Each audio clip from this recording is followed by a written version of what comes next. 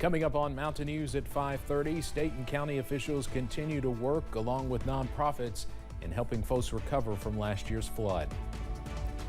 Plus, a HIPAA privacy rule change is being proposed by the Department of Health and Human Services to support President Biden's 2 executive orders after the overturning of Roe v. Wade. And some of the hottest weather so far this summer heading in our direction. What this means is we head toward the weekend coming up. It's Mountain News at 5:30 starts now. Dedicated to Southern and Eastern Kentucky, this is WYMT Mountain News at 5:30. Many different leaders from state government to nonprofits serving Eastern Kentucky are continuing to work to help flood survivors recover. As WYMT's Chandler Wilcox reports, some leaders gathered for a wall-raising ceremony today, serving as a milestone for progress. Walls raising and spirits lifting. You know, it's very exciting to see folks getting back to a somewhat of normalcy, seeing progress being made. From county to the state level, leaders are thrilled about progress. Progress doesn't happen in a vacuum, and that the people in Kentucky are, in my mind, the best people that there are, because we've seen neighbors help neighbors. We've seen volunteer organizations step up. Appalachia Service Project and Christian Appalachian Project were 2 nonprofits celebrating the ceremony. Yeah, whenever we have an event like this, we know there's a lot of work that happens after this too. There's a lot more work to do after this one day, but this is a good moment to have that exhale. ASP and CAP are partnering to rebuild stable and secure homes for flood survivors. We've worked together in different sides of both of our ministries, but this was a more formal partnership in building back new homes in Eastern Kentucky. Through their work, 8 families have moved into new homes, with many more being built. In Knott County, Chandler Wilcox, WYMT Mountain News. The Appalachia Service Project will be hosting a home dedication ceremony tomorrow in Whitesburg starting at 11 a.m. A contract worker is dead after being electrocuted on the job in Lincoln County. The Lincoln County Sheriff's Office says crews were called to Harness Ridge Road and Crab Orchard around 10:45 this morning. A man in his 50s was inside a bucket truck to work on an electrical line when he was electrocuted. He was taken to Fort Logan Hospital in Stanford, where he was pronounced dead. The victim's name has not been released. No other injuries were reported. A scare during a news conference by Senate Republicans this afternoon. At the beginning of it, Senate Minority Leader Mitch McConnell was speaking. Then he froze for several moments before being escorted off to the side. McConnell later stepped back in for the question and answer session and said he was fine. McConnell also had a scare back in March when he suffered a concussion after tripping and falling inside a hotel in Washington. A proposed HIPAA privacy rule change. It's not just one action taken by the Department of Health and Human Services to support President Biden's 2 executive orders after the overturning of Roe v. Wade, but some Republican attorneys general are opposing this proposal, including Kentucky's. Julia Sandor has more on the letter. The Department of Health and Human Services took actions to support President Biden's 2 executive orders that came after the overturning of Roe v. Wade.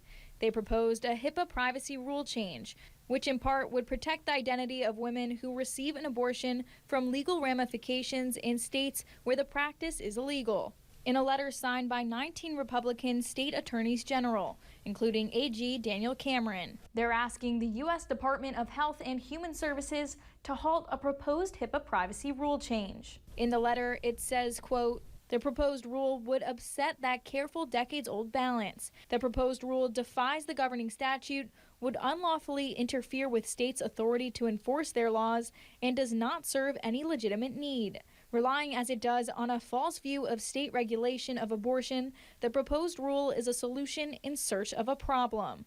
The Office of the Kentucky Attorney General also sent a statement to WKYT saying, as a result, the letter concerning HIPAA and the proposed revision to the privacy rule was about protecting the ability of Kentucky officials to enforce state laws. The letter was not about pursuing personal health care records of Kentuckians. Angela Cooper with the ACLU of Kentucky says she believes this is a step to limiting access to reproductive health care. When it comes to civil rights, when it comes to protecting reproductive care, when it comes to protecting LGBTQ rights, it is a constant battle. It is a constant struggle. It very often feels like one step forward and 5 steps back. In Lexington, Julia Sandor, WKYT. The Department of Health and Human Services says the current privacy rule remains in effect. They say that existing rule permits but does not require certain disclosures to law enforcement and others subject to specific conditions. Sinead O'Connor, the gifted Irish singer-songwriter who became a superstar in her mid-20s, has died. The song O'Connor was most probably known for is Nothing Compares to You, in which she received 3 Grammy nominations. That song was the featured track off her acclaimed album, I Do Not Want What I Haven't Got, which helped lead Rolling Stone to name her Artist of the Year in 1991.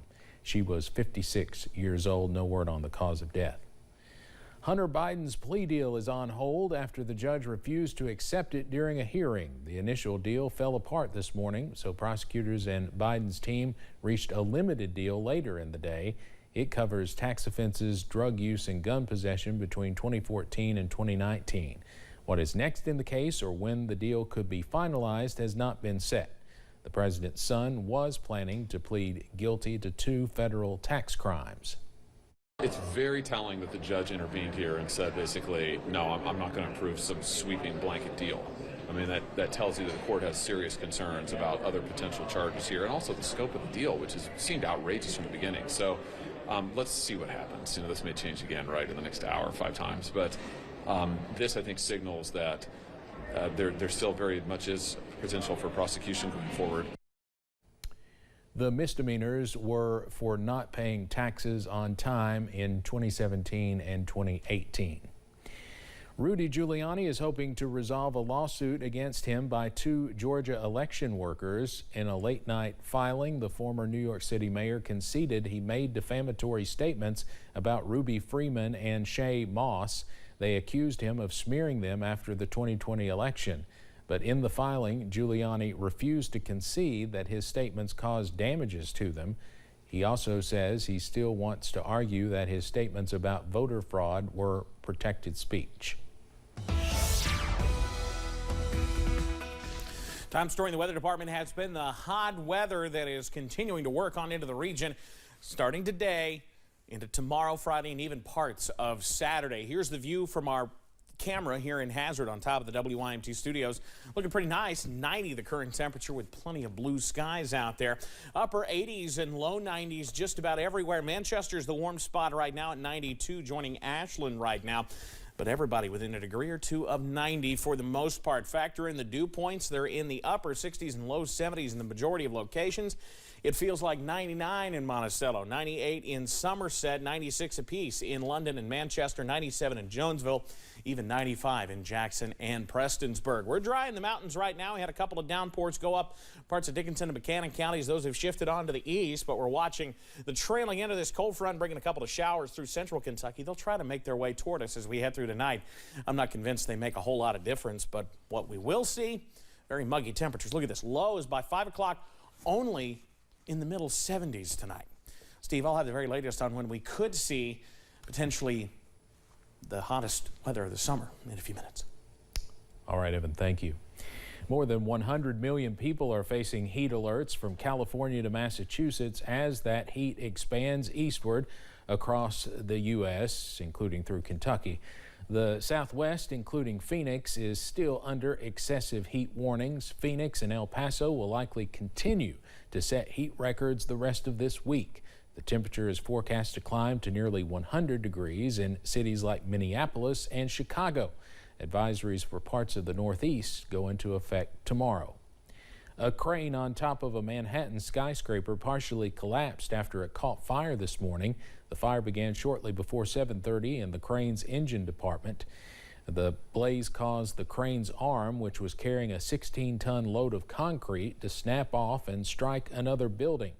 Officials say 4 civilians and 2 firefighters suffered minor injuries. The crane operator is also safe after initially trying to extinguish the fire before it spread. Actor Kevin Spacey has been acquitted of sexual assault charges in connection with reported incidents 20 years ago involving 4 men.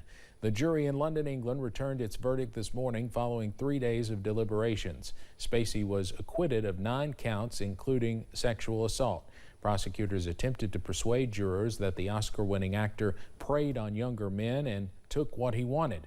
Spacey insisted the relationships were consensual. I'm enormously grateful to the jury for having taken the time to examine all of the evidence and all of the facts carefully before they reach their decision. And I am humbled by the outcome today. And today is also Spacey's 64th birthday. This is his second legal victory. A jury also sided with him last fall in a lawsuit brought by Star Trek Discovery actor Anthony Rapp. In another case, prosecutors dropped charges when another reported victim refused to testify. Coming up on Mountain News at 5:30, a recent AARP report claims nearly 70% of Americans believe fraud has hit a crisis level. We'll have tips to help you spot the latest scams. And hot weather continues through the end of this week. The very latest after this.